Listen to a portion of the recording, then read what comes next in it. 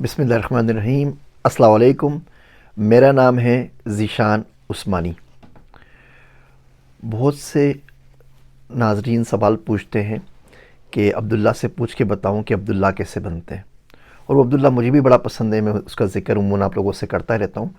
تو میں نے آج عبداللہ سے پوچھا کہ یار عبداللہ یہ بتا کہ عبداللہ کیسے بنتے ہیں، تو اس نے جو جواب دیا سوچا میں آپ سے عرض کر دوں۔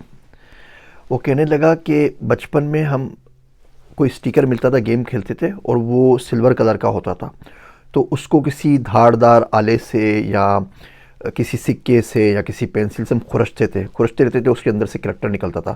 کبھی اس میں کوئی پیسے ہوتے تھے، 50 آنے یا روپیہ، یا کوئی ایک فری کی کوک کی بوتل ہوتی تھی، یا اس میں سے کچھ اور سٹیکر نکلتا تھا، تو کھرچتے رہتے تھے۔ تو کہنے لگا کہ ہم سب کے اندر ہمارا عبداللہ موجود ہے، لیکن جو کچھ خرافات ہم نے زندگی میں بھر دیے ہیں، یہ گانے، یہ فلمیں، یہ دوسری الٹی سیدھی چیزیں بھر دی ہیں، تو اس کی وجہ سے اس کے اوپر وہ سلور کلر کی تہ چڑھ گئی ہے۔ اب ہمیں اس کو کھرچنا ہے، کھرچتے رہیں وہ آپ کے سامنے آ جائے گا۔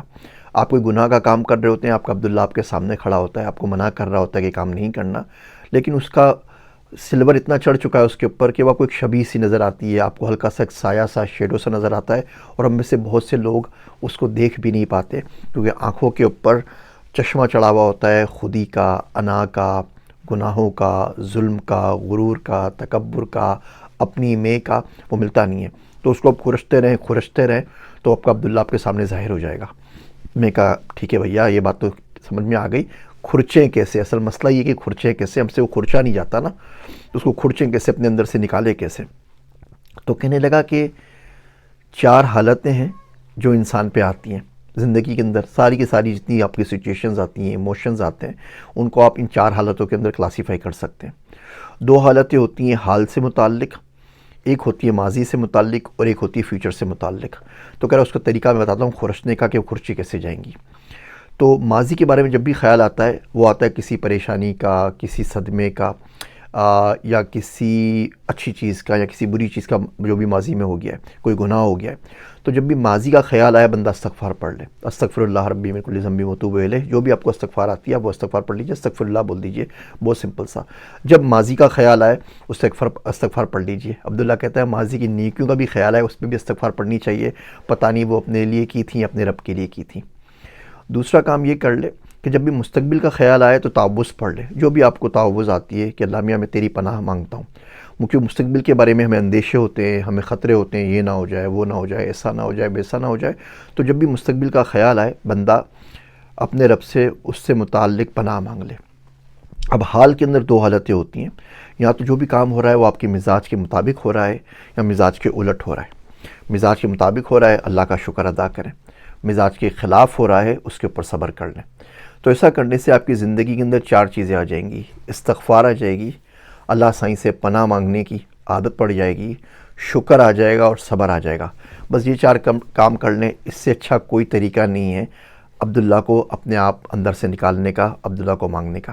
میں کہا ٹھیک ہے، بات سمجھ میں آ گئی، لیکن یہ کھرچنے کے بعد ہوگا کیا؟ چلیں جی، ہم نے کھرچا، آپ نے طریقہ بتا دیا کہ 4 طریقے کرنے ہیں۔ ماضی کا خیال آیا تو استغفار پڑھ لیں، مستقبل میں تعوذ پڑھ لیں، حال کی 2 حالتوں کے اندر شکر اور صبر سے کام لیں، بات ٹھیک ہے، سمجھ میں آ گیا۔ لیکن یہ شکر اتنے آرام سے آتا نہیں ہے، ہر بندہ شکر نہیں ادا کر سکتا، بھول جاتا ہے، ہر بندہ صبر بھی نہیں کر سکتا، چیخ پڑتا ہے، گالی دے دیتا ہے، کچھ نہ کچھ کام کرتا ہے۔ تو اتنی ہیوملٹی آئے کہاں سے کہ ان 4 کے اوپر عمل کیا جا سکے؟ بھائی عمل تو جب کریں گے نا جب بندہ اس کے لیے ریڈی ہو، بندہ اس کے لیے ریڈی نہ ہو، آپ اس کو سلام کریں، وہ آپ کو پتھر مارے جواب میں، تو پھر شکر کہاں سے آئے گا، اور پھر صبر کہاں سے آئے گا؟ جب ماضی کا سوچے گا، گالیاں دے رہا ہوگا لوگوں کا، جب مستقبل کا سوچے گا، پریشان ہو کے ڈپریشن، انزائٹی میں چلے جائے گا، تو بیچارہ اس بندہ تو تیار ہو کہ بندہ وہاں تک پہنچے، بندہ تیار کیسے ہوگا یہ بتا؟ میں بھی پیچھے پڑ گیا نا، میں نے کہا عبداللہ آج مل گیا ہے، آج چھوڑنا نہیں ہے، سوال کا جواب نکلوا کے ہی رہنا ہے۔ تو کہنے کا جو بھی کام کرے نا، تو اللہ سائیں سے بات کر لیں، اللہ سائیں یہ کام کرنے کے لیے جا رہا ہوں، اس میں جو خیر ہے نا میرے لیے وہ لکھ دیجئے، اگر بہتر ہے تو کروا دیجئے، نہیں بہتر تو اس کو میرے پاس سے دور کر دیجئے، اس میں سے جو شر ہے اس کو اس میں سے نکال دیجئے۔ اللہ سائیں دیکھیے میں کام کر رہا ہوں، اس میں میری مدد کر دیجئے نا، میری تھوڑی سی ہیلپ کر دیجئے، بڑا اچھا ہوگا۔ اب بندہ پاگلوں کی طرح باتیں کیے جا رہا ہے، اللہ سائیں میں جا رہا ہوں کار واش کروانے کے لیے، آسانی والا معاملہ ہو جائے، کوئی ٹریفک وغیرہ میں نہ پھنسوں اور آرام سے کام ہو جائے، جلدی سے اپوائنٹمنٹ مل جائے۔ اللہ سائیں ڈاکٹر کے پاس جا رہا ہوں، کوئی ایسی اچھی دوا وہ لکھ دے، آپ کرم کریں جس سے مجھے شفا ہو جائے۔